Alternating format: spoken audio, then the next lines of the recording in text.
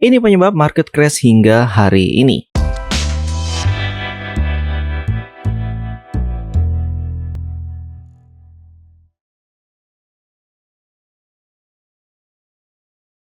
Assalamualaikum Sobat Viz TV. Banyak yang nanya, kenapa kok kripto, gold, dan saham semuanya ikut turun?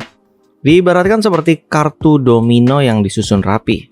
Hari ini satu kartu besar jatuh dan menyenggol semuanya. Jadi di sini sudah saya urutkan supaya kalian paham kenapa market crash berturut-turut.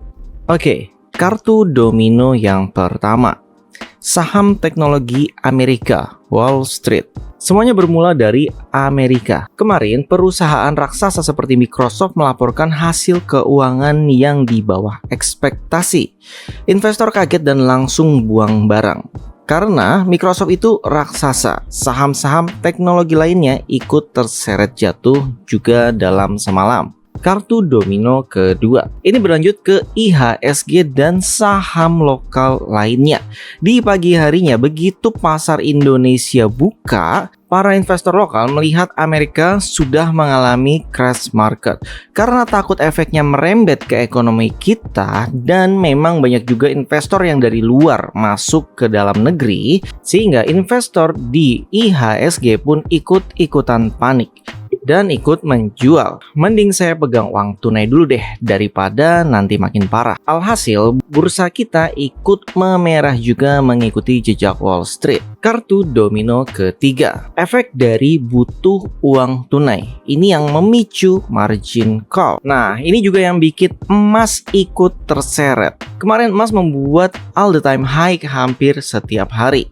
Ketika investor besar atau institusi rugi besar di saham, mereka butuh uang tunai cepat. Dan untuk menutupi kerugian atau jaminan mereka, caranya bagaimana? Ya, mereka menjual aset lain yang masih untung dan mudah dicairkan, yaitu emas. Itulah kenapa emas yang tadinya di puncak tiba-tiba ikutan anjlok drastis. Kartu domino keempat. Bitcoin dan altcoin ikut tumbang.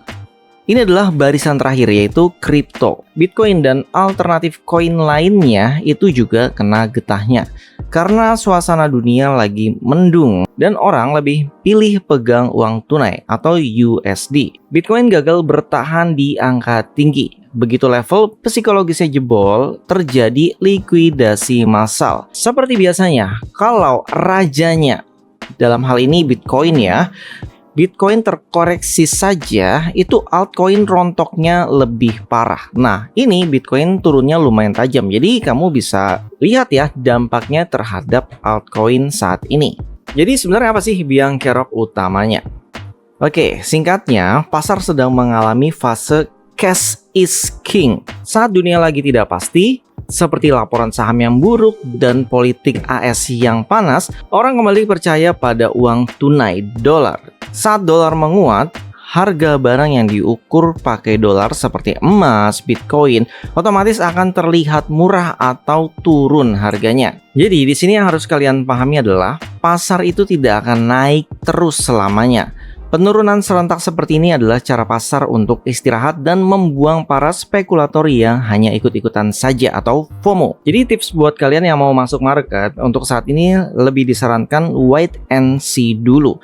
Kalau memang maksain mau beli, ini harus dikasih range beli yang cukup dalam ya. Karena kalau mau start untuk beli disarankan di spot dulu aja.